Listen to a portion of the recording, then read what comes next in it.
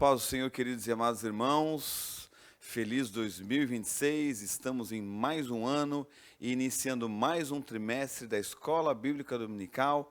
Tivemos um trimestre muito produtivo, onde aprendemos sobre antropologia bíblica, corpo, alma e espírito, e agora estamos iniciando mais um trimestre com uma lição muito importante, que é a lição sobre a Santíssima Trindade, escrita pelo pastor Douglas Batista. Estaremos nos aprofundando sobre este assunto que é misterioso e tremendo. Por isso eu digo para você, professor, já adquira a lição de apoio, o livro de apoio, que é a Santíssima Trindade, que está com bastante conteúdo, para que você possa ter mais subsídios para a sua lição da Escola Bíblica Dominical. Sou o pastor Anderson Fábio, você está no canal IADIO EBD, o canal da Escola Bíblica Dominical da Assembleia de Deus em Joinville. E hoje vamos iniciar a primeira aula, a primeira lição, que é o mistério da Santíssima Trindade. Quando se fala em mistério, claro, é porque nós não conseguimos dimensionar dentro das limitações cognitivas do nosso pensamento o tamanho e o mistério em relação à pessoa ou ser de Deus. Nós não conseguimos produzir na nossa mente como é Deus. Tem pessoas que utilizam de ilustrações, e nós trataremos disso, que ilustrações que elas acabam pegando partes erradas do que seria realmente Deus e a Santíssima Trindade. Então, cuide com ilustrações, cuide com a questão da água, sólido, líquido e gasoso, que ali está falando sobre manifestações, e isso nós vamos ver no final da lição que trata do unicismo. A Trindade, ela é um mistério, assim como a união da natureza humana e divina de Cristo. A Trindade é um dos maiores mistérios da teologia cristã. E nós estaremos discorrendo dentro do que as Escrituras nos apontam sobre isso, mas não vamos conseguir esgotar o assunto, porque quando se trata de Deus, Deus é infinito, é imensurável, e não tem como nós colocarmos todas as questões relacionadas ao nosso Deus no papel. Nós só estudamos para vivermos melhor diante da sua presença e termos um relacionamento mais profundo com Ele. Então vamos lá para a nossa lição. O nosso texto áureo nos diz assim: este é o meu filho amado, em quem me comprazo. Está em Mateus capítulo 3, versículo 17. A nossa verdade prática diz: a doutrina da Trindade é central à fé cristã. Um só Deus em três pessoas que coexistem e atuam harmoniosamente na obra da redenção.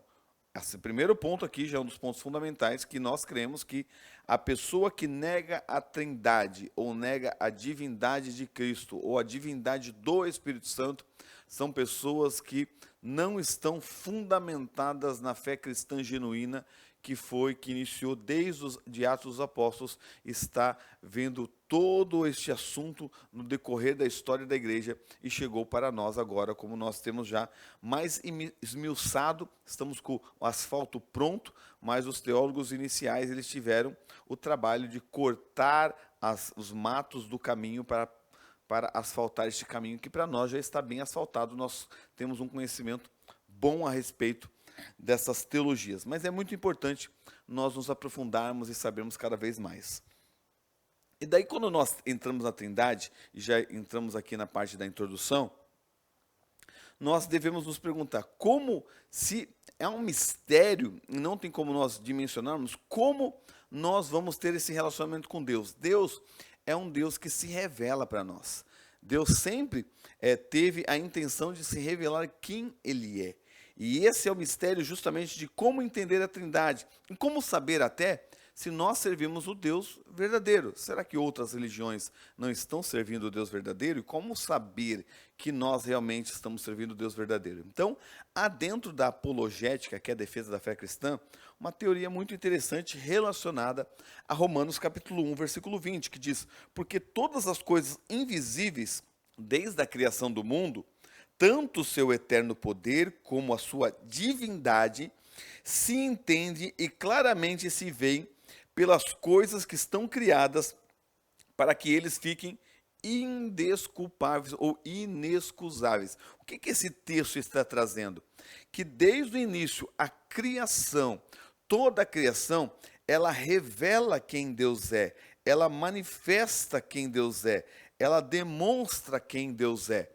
E se nós analisarmos a natureza, as pessoas que analisam e estudam a ciência profundamente, elas acabam chegando numa dúvida e acabam até mesmo crendo num ser superior e que é o que nós cremos como Deus. Então, se nós analisarmos por dentro até mesmo da criação, a primeira coisa criada foi o tempo. E sendo o tempo criado, não é algo que já existia, mas o tempo iniciou, e até no texto de Gênesis 1:1 diz, no princípio, quer dizer, quando Deus fala no princípio, é que houve um princípio e a partir dali o tempo inicia. Isso mostra um Deus atemporal, um Deus que vive fora do tempo. Então Deus, ele não vive na dimensão do tempo, porque ele é um Deus eterno. Então o tempo é uma criação de Deus e Deus se mostra fora do tempo, que seria o termo atemporal. E se nós analisarmos e estudarmos o tempo, nós vamos ver que o tempo é passado, presente, futuro. Ou seja, o tempo que foi criado é 3 em 1. Outra questão que foi criada, e a segunda coisa que foi criada, claro, é a questão da própria matéria, do espaço. Então, a matéria foi criada, o espaço onde o ser humano vive foi criado. E para que alguém criasse a matéria, esse ser deveria ser imaterial, ou seja, não deveria ser um ser material, porque ele não tem como ele, material, criar a matéria. Então, é um ser espiritual, um ser imaterial, que é como as Escrituras revelam o nosso Deus. E quando nós vamos tratar da questão do espaço, primeiramente, do espaço em si, o espaço ele é dividido em largura, altura e profundidade. O espaço é 3 em 1. Quando nós tratamos da matéria, nós analisamos mais profundamente, de maneira científica, a base da matéria. E a base da matéria são os átomos. E os átomos são divididos em prótons, nêutrons e elétrons. 3 em 1. Quando nós estudamos o estudo básico da matéria, e nós já tratamos aqui, a matéria é sólido, líquido e gasoso. É 3 em 1. O próprio ser humano, como nós estudamos no trimestre passado, é corpo, alma e espírito. 3 em 1. O único Deus que é adorado em todo o planeta Terra, que é 3 em 1, é o Deus triuno, o Deus bendito, o nosso Deus todo-poderoso, que é Pai, Filho e Espírito Santo. Estes relatos e essa manifestação da sua revelação demonstram que o nosso Deus é o Deus verdadeiro e que se revela na natureza em 3 em 1. A lição vai tratar sobre a questão do batismo em águas, que demonstra de maneira muito clara a questão trinitária de Deus, onde, de maneira simultânea, nós vemos o Filho, o Espírito Santo e o Pai. Então, o episódio do batismo se torna um fundamento sólido para a questão da própria doutrina da Trindade, onde nós vemos a distinção das pessoas divinas, mas que são um único Deus. E a lição vai examinar de maneira mais minuciosa essa questão do batismo de Cristo no Rio Jordão, que era a nossa leitura bíblica em classe. Vamos para o nosso primeiro tópico, que diz a revelação trinitária no batismo de Jesus. E o nosso primeiro subtópico diz o batismo do Filho, obediência de Cristo. Aqui nós vemos que Jesus, ele vai até o Rio Jordão, se apresenta a João Batista para ser batizado. Mas a questão do batismo é que João Batista, ele pregava o arrependimento, e para demonstrar o arrependimento, e que essas pessoas verdadeiramente chegaram ao arrependimento, ele as batizava nas águas. Então, por que Jesus agora se mistura com os pecadores, se nós vemos dentro da doutrina relacionada à pessoa de Cristo, que ele não tem pecado? Por que agora ele vai até isso? Então, o próprio texto vai dizer que ele vai para cumprir toda a justiça. E a primeira questão importante em relação a Jesus indo ao batismo é a identificação com a humanidade. Jesus não tinha pecado e não precisava se arrepender dos seus pecados, porque ele nasceu sem pecado e não havia pecado. Mas ele vai agora e cumpre isso para cumprir a justiça de até mesmo cumprir aquilo que todo homem deve fazer, e ele agora, como homem, faz, não por necessidade de arrependimento, mas como exemplo do perfeito exemplo para o homem, de agora, para iniciar a vida e a caminhada cristã, ele agora vai às águas do batismo. Aqui, quando fala cumprir a justiça, não está falando numa questão moral, mas está ligada à realização do plano de salvação. Jesus, ele assume a forma humana, ele se identifica com os homens nas águas do batismo, e ele agora assume o pecado da humanidade na cruz para cumprir todo o plano de salvação por Deus. Porque Cristo é o nosso representante federal, e como representante, ele deve passar por tudo que o homem passa, e uma dessas coisas está relacionada à própria questão do batismo. Cumprir a justiça é obedecer toda a exigência que o Pai fez. Então Jesus vai e cumpre a justiça, porque o batismo agora se torna algo necessário para todo o pecador. Jesus não era pecador, mas ele se coloca como exemplo para que nós venhamos seguir os seus passos. E ele vai substituir toda a humanidade. E ele obedece ao Pai em tudo aquilo que o Pai solicita. Então ele vai e cumpre toda a exigência do Pai. E o batismo em si, quando Jesus está ali, ele inicia agora o seu ministério, que após isso nós vemos o início do seu ministério, e valida também o ministério de João Batista. E Jesus não escolhe partes do plano de Deus para obedecer, ele obedece a Deus por completo. E isso você pode trazer ao seu aluno como uma aplicação. Nós não devemos obedecer a Deus em partes, somente aquilo que é agradável a nós, mas obedecer em todos os nossos caminhos, até mesmo em circunstâncias que não sejam agradáveis aos nossos olhos ou às obras que realizamos.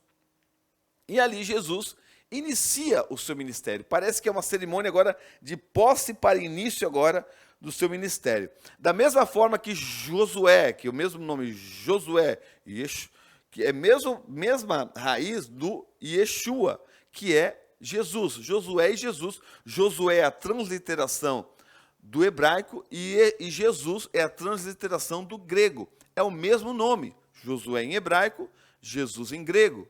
Josué, para dar posse à terra prometida, ele passou pelo Jordão. O Jordão se abriu de maneira sobrenatural e ele passa o Jordão para tomar posse da terra prometida. Assim, da mesma forma, agora Jesus. Jesus vai ao Jordão para servir como exemplo, mas para dar início ao seu ministério, que levará o povo para a verdadeira terra prometida, que é a nossa cidade celestial.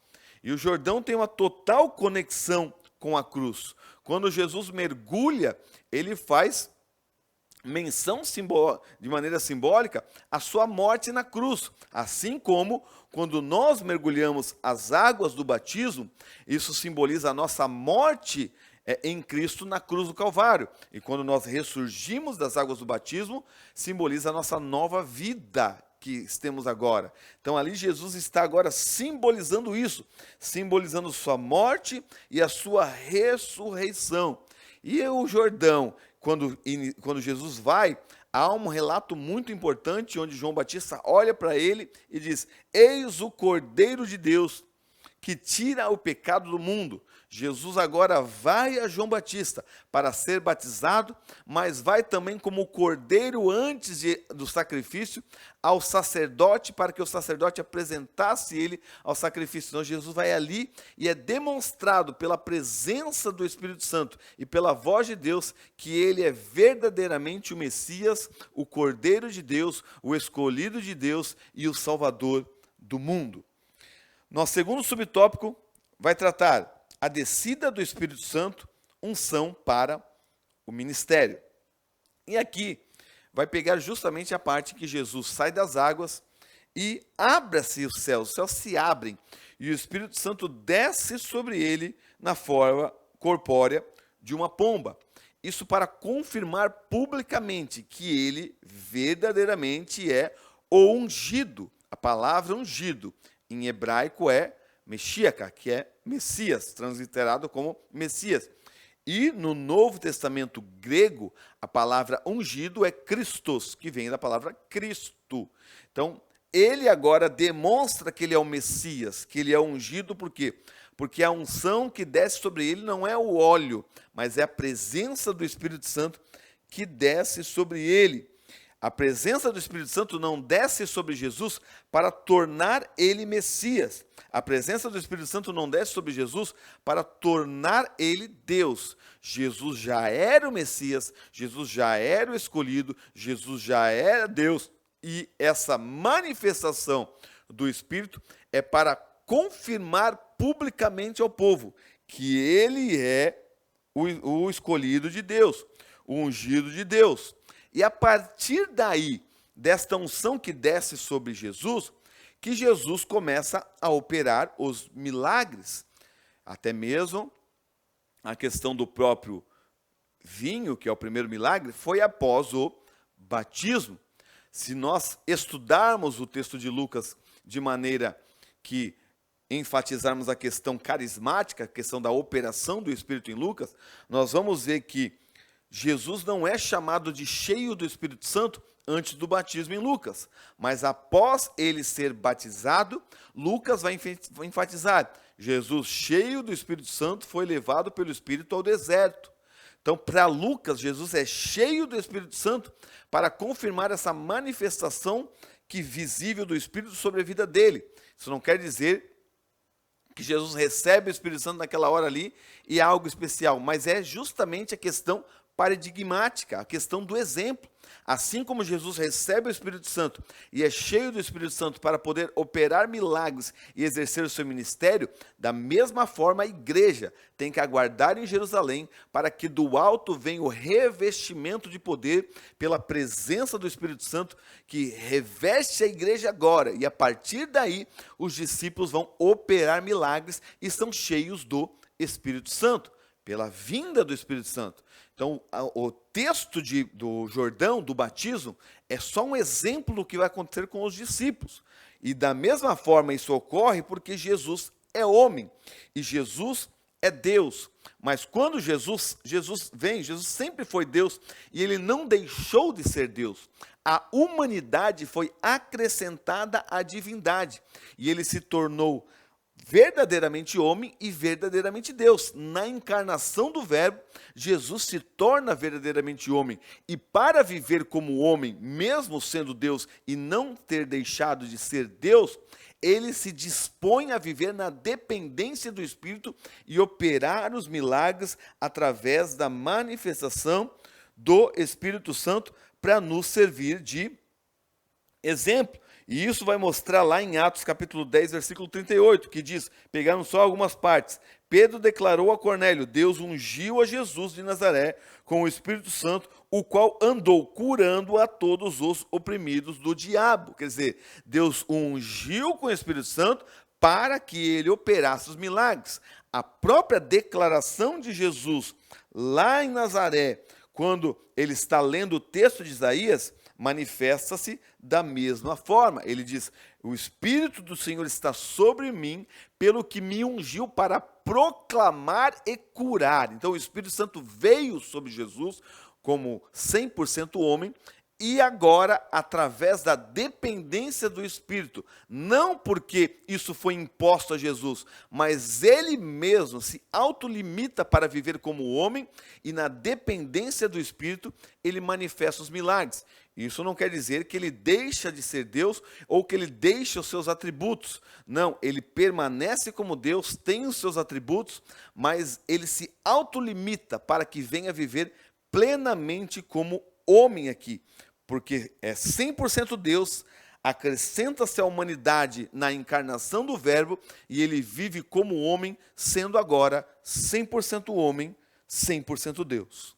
Uma questão importante também é que Deus não adotou Jesus no batismo. Quando o Espírito Santo vem e ele fala, este é o meu filho, não quer dizer que este é o meu filho a partir de agora. Isso é uma heresia que é chamada de adocionismo, onde eles creem que Jesus foi adotado no batismo. Não, Jesus sempre foi o Filho de Deus, desde a eternidade. Nós vemos isso lá em João, capítulo 17. E não é questão agora de nós entrarmos na cristologia em si, mas tratarmos da Trindade de uma maneira geral e panorâmica, que é a nossa lição de introdução. Então, ali no batismo, Jesus agora é cheio do Espírito Santo para operar e para confirmar também sobre a sua vida as profecias messiânicas que estão direcionadas a ele, como Isaías capítulo 11, versículo 2, que diz, repousará sobre ele o Espírito do Senhor. Também Isaías 42, versículo 1, que diz, eis aqui o meu eleito, pus o meu Espírito sobre ele. Então está falando sobre o Messias, sobre o ungido, sobre as questões proféticas. E Jesus agora é ungido, e lá em Lucas 4,18 ele diz, o Espírito do Senhor está sobre mim, citando Isaías capítulo 61, versículo 1. Ele diz que está sobre ele, foi separado para ser agora o ungido de Deus. E esta unção profética que vem sobre Jesus, essa unção do Espírito que vem sobre ele, é a unção justamente para ele cumprir o seu ofício como profeta, sacerdote e rei. É o único que possui os três ofícios, como rei, sacerdote e profeta. Agora ele é ungido para cumprir o seu ofício.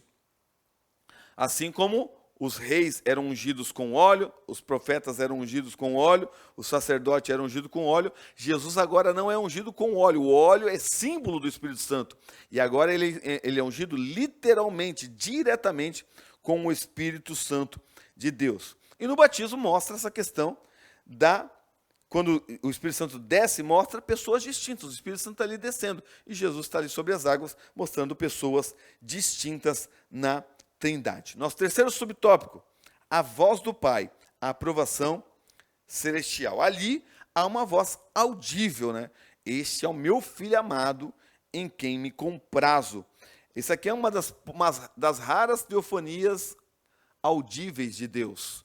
Em poucas vezes, Deus fala nas Escrituras, há poucas menções. E aqui há uma menção direta, onde Deus fala diretamente do céu, falando que Deus estava com Cristo.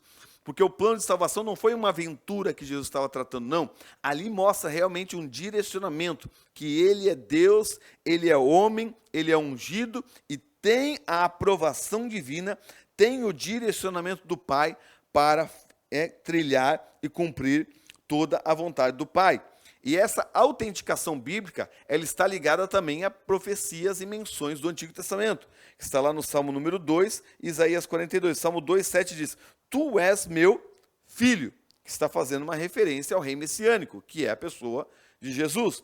E o outro texto é Isaías 42, 1, que diz, meu eleito em quem se apraz a minha alma. Fala do servo sofredor. Quer dizer, o rei vai reinar, mas ele vai reinar através do sofrimento e do sacrifício. E daí trará o reinado. Nós sabemos bem que nós teremos um reinado literal de Cristo aqui, que é o reino milenar, que será o milênio, mas Jesus já trouxe o seu reino, e a manifestação do reino está na pessoa da igreja, das pessoas que estão na igreja, que vivem a vida de Cristo nessa terra.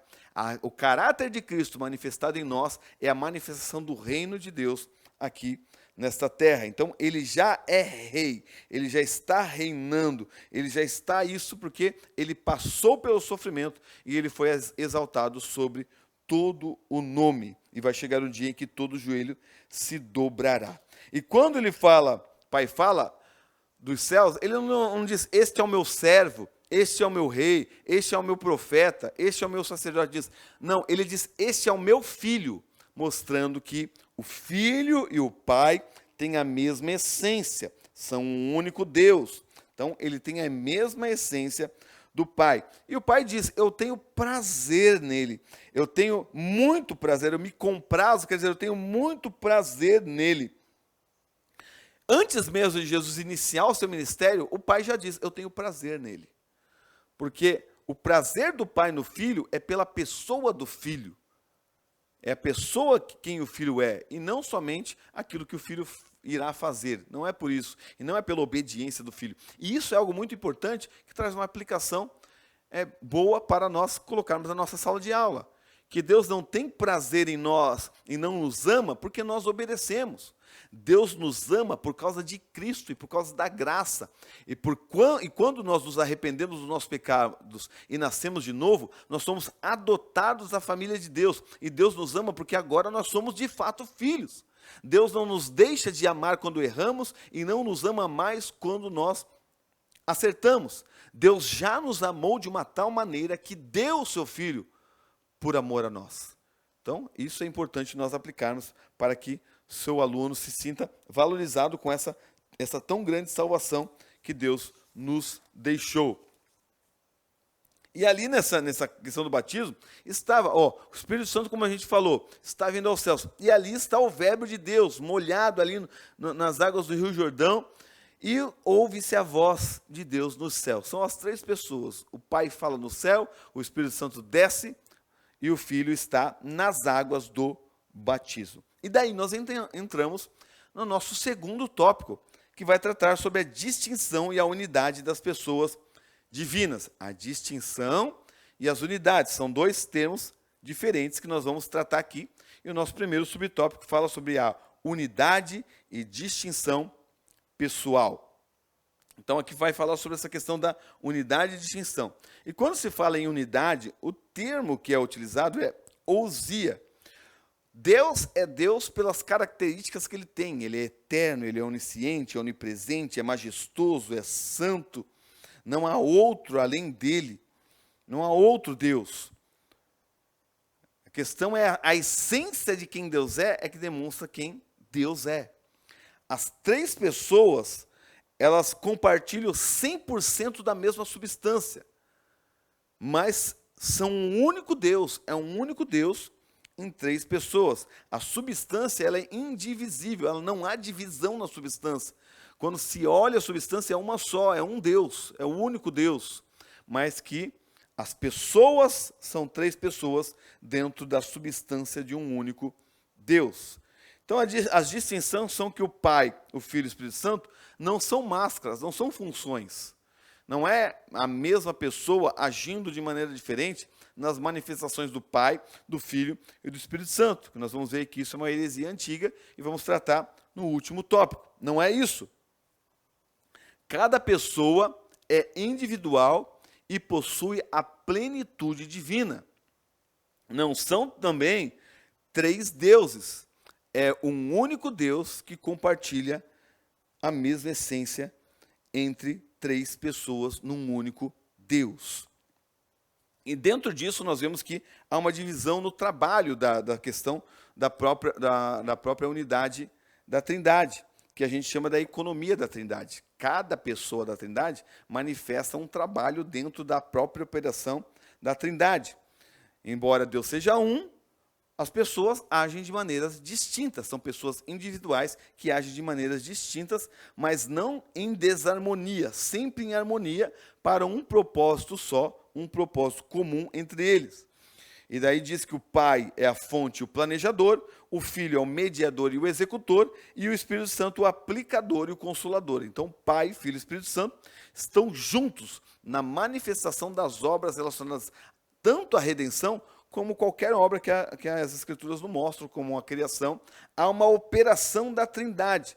Dentro dessa operação, um está alinhado com o outro, em harmonia com o outro, operando de uma tal forma que cada um tem uma função na economia da Trindade, mas essas funções, elas operam em harmonia com o mesmo propósito.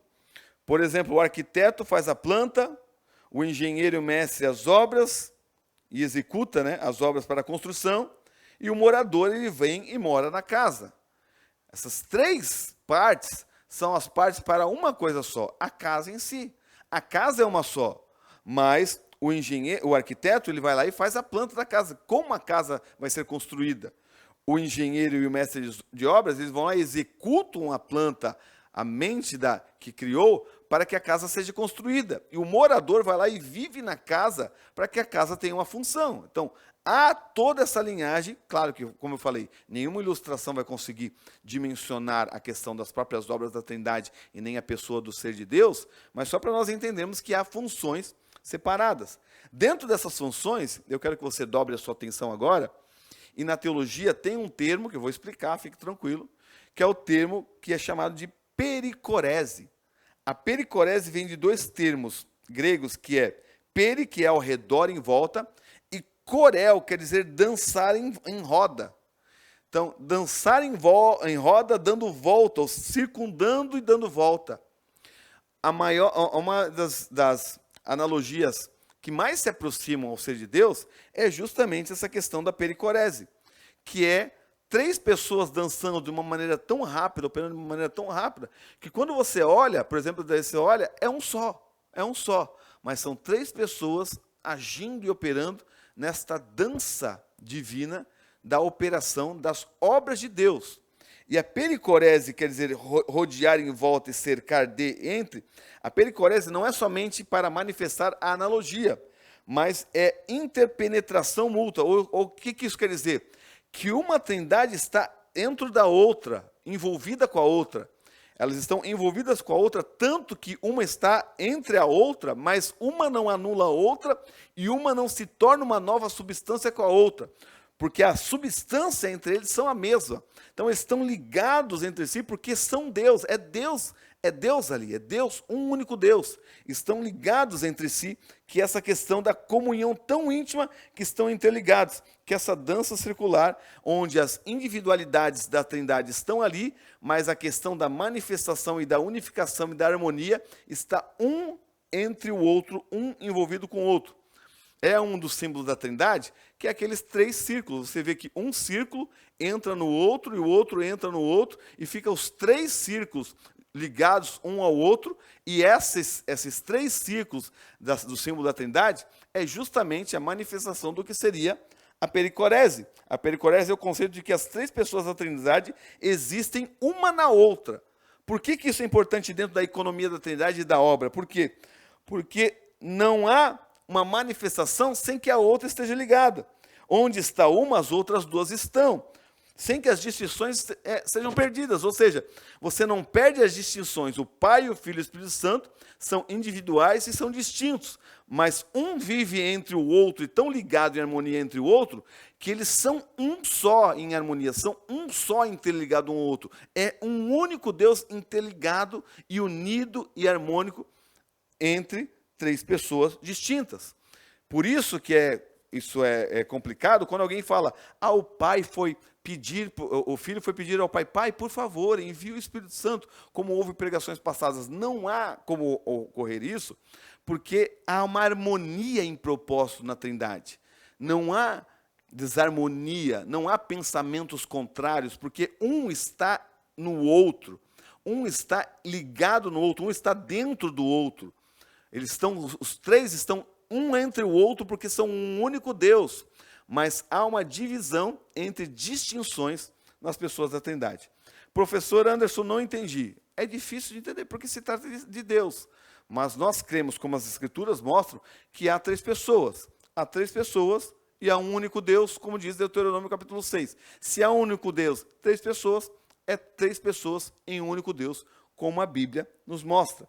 John Wesley disse, eu posso lhe explicar a Trindade se você me explicar como tem 3 velas nesse quarto e uma única luz. Então a luz, a essência é uma só, mas 3 velas manifestam uma única luz. 3 pessoas manifestam um único Deus verdadeiro e genuíno. E a unidade ela é dinâmica. Deus não é um bloco sólido parado. Deus é dinâmico, é uma comunhão eterna de amor entre a Trindade e é uma harmonia eterna entre eles, que estão ali ligados em um único ser, em um único Deus, ligados e unidos um entre o outro, um dentro do outro, impenetrado dentro do outro ligados, onde todas as manifestações das obras da Trindade são manifestações conjuntas, porque um opera junto com o outro e ninguém opera sozinho. Isso que é importante, porque a manifestação, quando é Deus que opera, não é o Pai somente que opera, não é o Filho somente que opera, não é o Espírito Santo somente que opera. É o Pai, o Filho e o Espírito Santo que estão um entre o outro, ligados e unidos de uma tal forma que são um único Deus em três pessoas. A pluralidade na unidade no Antigo Testamento. E claro que isso nós vamos aprender muito mais, né, no decorrer dessa lição, que vai ser muito importante esse trimestre. Segundo subtópico, a pluralidade na unidade do Antigo Testamento. Para nós entendermos esse subtópico, nós temos que entender que a revelação de Deus ela é progressiva, ou seja, Deus não se revelou de uma vez para a humanidade. Deus foi se revelando ao passar do tempo. Mesmo conhecimento que nós temos hoje não é o conhecimento que Abraão tinha. Abraão tinha outro conhecimento porque Deus estava iniciando a sua revelação. Então, são revelações progressivas que vão crescendo a partir da história de todo o povo de Israel e dentro da história da própria igreja. Deus vai se manifestando, vai se revelando e a doutrina de Deus vai se fundamentando naquilo que Deus se revela. Nós vemos que como eles enxergavam naquela época é diferente de como nós enxergamos hoje, porque há algumas questões importantes dentro da própria questão gramatical. Por exemplo, no princípio criou Deus. Deus é tratado como Elohim. A palavra Elohim é uma palavra plural, mas os verbos que são utilizados ali são no singular. No princípio criou Deus. Não é verbo plural, é verbo no singular, mostrando pluralidade dentro da unidade. Os próprios pronomes, quando a gente vê façamos o homem, desçamos, confundamos, mostra, embora as pessoas querem levar isso para um vocábulo majestoso, a questão aqui principal é que não existia na época esse vocábulo majestoso, que nós não vemos em nenhuma outra das partes, mas somente nessa parte onde Deus fala. E isso mostra, mais uma vez, unidade na pluralidade. Indica um conselho divino, um diálogo entre si mesmo para dimensionar a questão das próprias decisões, mostrando essa pluralidade. O monoteísmo bíblico que está lá no Shema, né, está lá em Deuteronômio 6,4, afirma que há um único Deus, mas Deus não é uma unidade solitária, Deus é uma unidade composta, é isso que é importante. Quando Deus fala, façamos o homem, não está falando com os anjos, porque os anjos não fazem nada. Está falando consigo mesmo. É Deus falando consigo mesmo dentro da pluralidade das individualidades de cada pessoa da Trindade, mas Deus falando com ele que é um único Deus. Então, o monoteísmo era muito importante naquela época ser firmado. E como Deus está se revelando, ele firma esse monoteísmo para se revelar, principalmente no Novo Testamento, de maneira mais explícita, que é um Deus triuno. E isso nós vamos ver no nosso terceiro subtópico, que fala a Trindade explicitada no Novo Testamento. A Trindade, mais uma vez afirmamos, não são três deuses, é um único Deus. E daí nós vemos até mesmo na questão do próprio batismo, lá em Mateus capítulo 28, 19, diz, batiza em nome do Pai, do Filho e do Espírito Santo. Se fosse uma única pessoa, fala, batizar em nome do Pai, Filho e Espírito Santo. Mas no nome do Pai, que é o artigo do Pai, do Filho e do Espírito Santo, mostra o artigo para o Pai, para o Filho e para o Espírito Santo, mostrando essa divisão entre pessoas. O Pai é um, o Filho é outro, o Espírito Santo é outro. Três pessoas distintas, mas um único Deus. Então é importante nós vermos isso de maneira bem clara no Novo Testamento, porque como a revelação é progressiva, Deus não teria como se manifestar como Trindade no Antigo Testamento logo no início, porque as pessoas não iriam compreender e iam achar que eram três deuses. Então Deus firma a teologia monoteísta a um único Deus para afirmar isso e chegar no Novo Testamento e mostrar as três pessoas são divinas. Então são três pessoas distintas, mas se é um único Deus, é um Deus triuno, que é um único Deus manifestado em três pessoas. E o apóstolo Paulo vai mostrar a igualdade de honra entre essas pessoas lá na bênção apostólica que está em 2 Coríntios 13, que diz, que Paulo coloca, né? Pai, o Filho e o Espírito Santo. A graça do Senhor Jesus, o amor de Deus e a comunhão com o Espírito Santo. Ou seja, há uma distinção, mas todas elas pertencem à bênção, porque o Pai, o Filho e o Espírito Santo são um único Deus em honra. Não há uma honra maior para o Pai, para o Filho, para o Espírito Santo. A honra é em Deus, num único Deus verdadeiro. Quando honramos o Filho, honramos o Pai, honramos o Espírito Santo. Quando honramos o Pai, honramos o Filho, honramos o Espírito Santo. Porque quando nós trazemos honra para a divindade, a honra é para Deus. E Deus é um único Deus, mas três pessoas distintas. Vamos continuar? E aqui, quando vai mostrar a questão dessa parte do Novo Testamento, mostra alguns textos mostrando a cooperação na salvação. Quer dizer, a Trindade teve essa economia, como nós já vimos no tópico passado, dessa questão da economia da Trindade. E nós vemos isso de maneira muito clara, principalmente em 1 Pedro, capítulo 1, versículo 2, que fala sobre a questão da presciência de Deus, aspersão do sangue de Jesus e santificação do Espírito. Mostra cada parte da manifestação da economia da Trindade. Ou seja, a presciência do Pai, ele é a mente por trás de todo o plano, a aspersão do sangue, ele é o sacrifício que limpa, e a santificação do Espírito, ele é o agente que aplica a limpeza a cada dia. Então, há uma economia, há uma manifestação individual de cada pessoa da Trindade na obra da salvação, porque é Deus que opera a salvação, ele como Deus sendo único Deus, mas as três pessoas estão ali manifestando a sua economia da Trindade.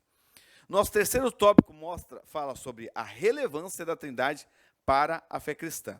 E nosso primeiro subtópico é desenvolvimento doutrinário da Trindade. Aqui vai entrar num aspecto um pouco histórico, então é bom que você conheça um pouco da história, pegue o livro de apoio, estude um pouco para você ter uma dimensão daquilo que você vai falar. Aqui é a doutrina da Trindade, porque a doutrina da Trindade não é uma elaboração tardia, não é depois a igreja foi começar a crer na Trindade.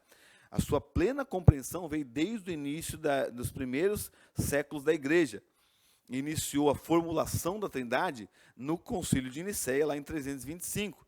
Depois nós tivemos o Concílio de Constantinopla em 381, como a própria lição traz, e daí foi se formando isso que já existia. As pessoas já tratavam Jesus como Deus, já estavam tratando, e não foi tratado de maneira tão grande como foi a pessoa de Cristo, que foi a pessoa da Trindade mais atacada, foi Jesus, e por isso que houve tanta ênfase em Jesus, mas aí se formulou, se o Pai é Deus, Jesus é Deus, e o Espírito Santo é Deus, são três deuses? Não, isso seria contra a formulação que Deus já se revelou no Antigo Testamento como um único Deus.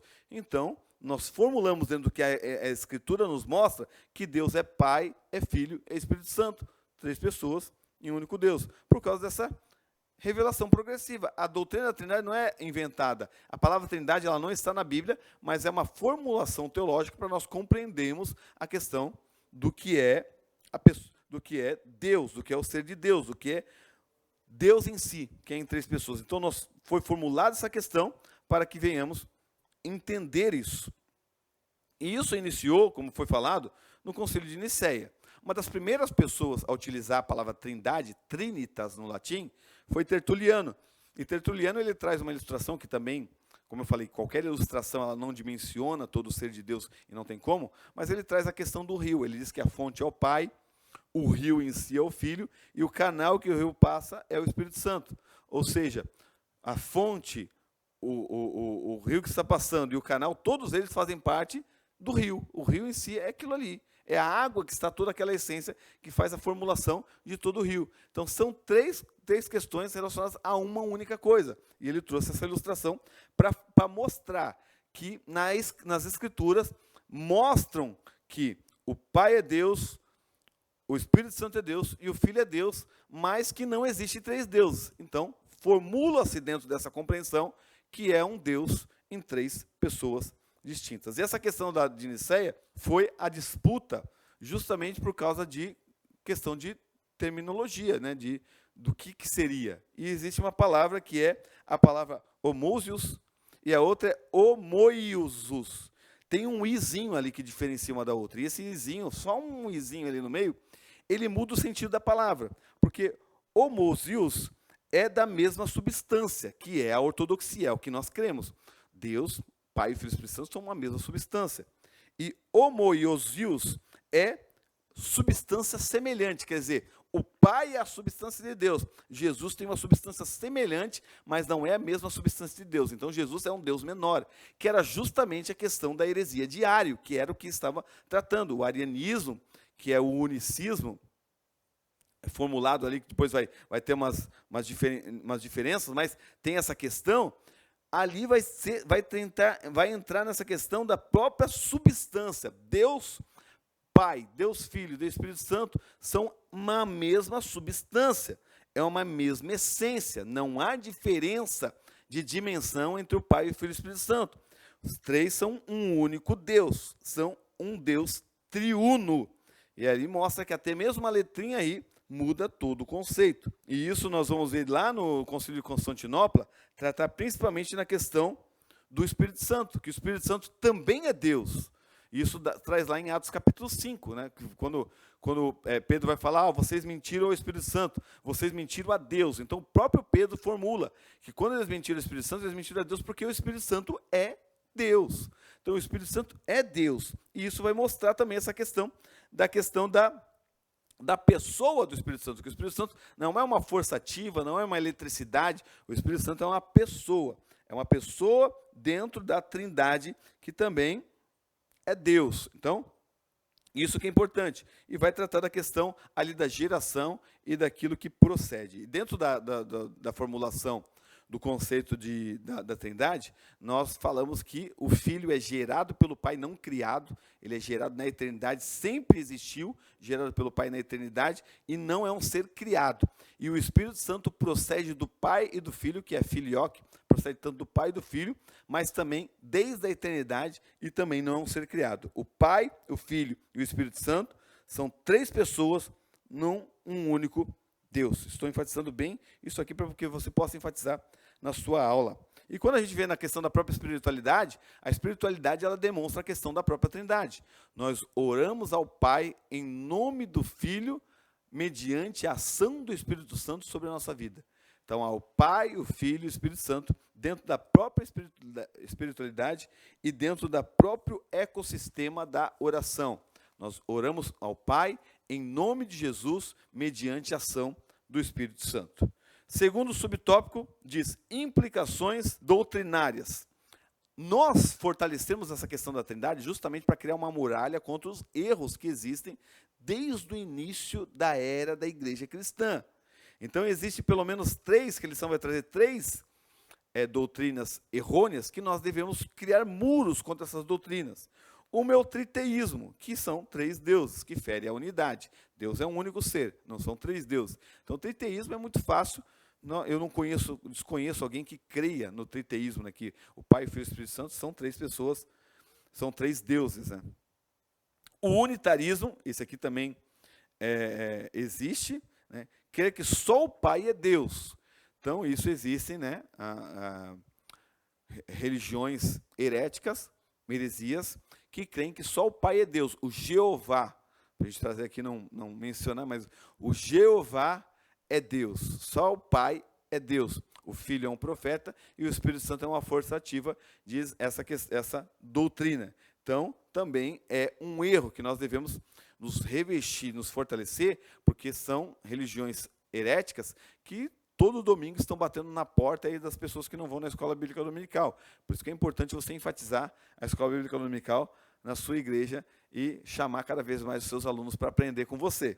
Então vamos lá, continuando. E o último, que também é algo bem perigoso, é o unicismo, que o unicismo se mistura com o modalismo. O que é o modalismo?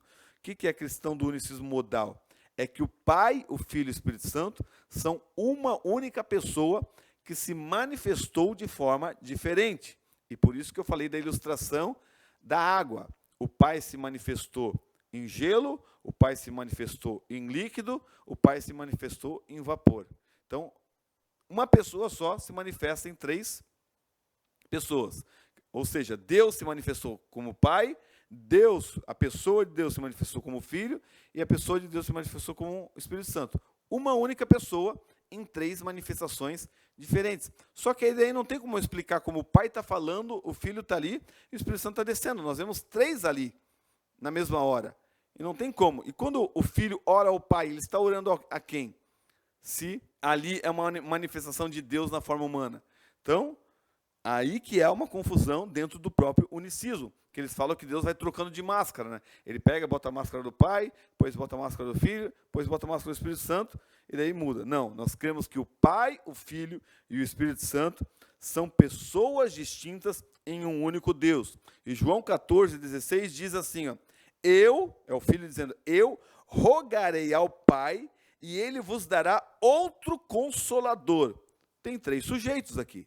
Tem o eu que está orando, que é o Filho, o Pai que vai receber a oração do Filho, e o Espírito Santo que vai vir. Então são 3 pessoas distintas, diferentes, mas nós cremos num único Deus. São seres pessoais, distintos, agindo simultaneamente, agindo e operam sendo um único Deus. E o testemunho do batismo, como eu já falei, é muito claro, né? Ali, senão Deus estaria fazendo ventriloquismo, né? Deus fazendo ventriloquismo, falando lá, mas mexendo em Jesus lá e Jesus lá. Eu vou sair de Jesus, vou lá no céu, não tem como. Fica muito confuso e não há, a Escritura não mostra assim, sempre mostra pessoas distintas, e todas as cartas paulinas falam a graça do Pai pelo Senhor Jesus, sempre fala o Pai e o Senhor Jesus, o Pai e o Senhor Jesus, e depois tem as questões que falam sobre o Espírito Santo, mostrando que ele também é Deus. Então nós vemos que são 3 pessoas distintas, e vamos aprender ao longo desse trimestre aí, profundamente sobre essa questão, e vai ser um trimestre muito produtivo, né? Então o testemunho do batismo, e a questão do próprio conhecimento, sem a Trindade, não tem como a pessoa ser salva. E isso aqui é muito importante. A questão do conhecimento é muito importante. Nós temos que conhecer aquilo que é a verdade. A verdade de Deus é manifestada na questão da sua própria doutrina. João 17,3 diz, a vida eterna é essa, que conheço a ti como único Deus e a Jesus Cristo a quem enviaste. Então, a vida eterna é esta, é em relação ao conhecimento. Deus, e nesse texto ainda que fala, conheçam a Deus, conhecer o único Deus verdadeiro e a Jesus, o Cristo, Jesus diz ali, nesse mesmo texto de João 17, Pai, glorifica-me com a glória que eu tinha contigo antes da fundação do mundo. Então, como é que Jesus tinha uma glória com o Pai? Não é uma única pessoa, é com o Pai. 2 pessoas distintas, com o Pai, tinha uma glória conjunta, mostrando essa questão da unidade, que nós vamos aprender nesse longo desse trimestre. Então, a lição é nos mostrar que a salvação depende da Trindade. Há uma economia na Trindade, onde cada pessoa da Trindade possui uma função, e sem a Trindade não há um sacrifício perfeito, porque é uma operação conjunta entre o Pai, o Filho e o Espírito Santo, que mostra e fortalece essa questão da doutrina, que nos distancia desses erros doutrinários que são heréticos, que nos distancia da verdadeira manifestação e revelação de Deus nas Escrituras, que mostra Pai, Filho e Espírito Santo, um único Deus, e o Pai é Deus, o Filho é Deus, o Espírito Santo é Deus, os 3 é um único Deus em pessoas distintas, e vamos nos aprofundar nesse trimestre. A conclusão diz, compreender a Trindade é fundamental para manter a fidelidade doutrinária. Ela não apenas protege a integridade da revelação de Deus, mas também sustenta toda a estrutura da salvação. Crer na Trindade é crer no Deus que salva e que se manifesta plenamente como Pai, Filho e Espírito Santo. Por isso, a doutrina da Trindade deve ser confessada, celebrada e ensinada como um fundamento inegociável da fé cristã. Que você tenha um excelente trimestre, que seja muito produtivo e que nós venhamos nos fortalecer na doutrina de Deus que está relacionada à Santíssima Trindade. Deus abençoe a sua vida em nome de Jesus.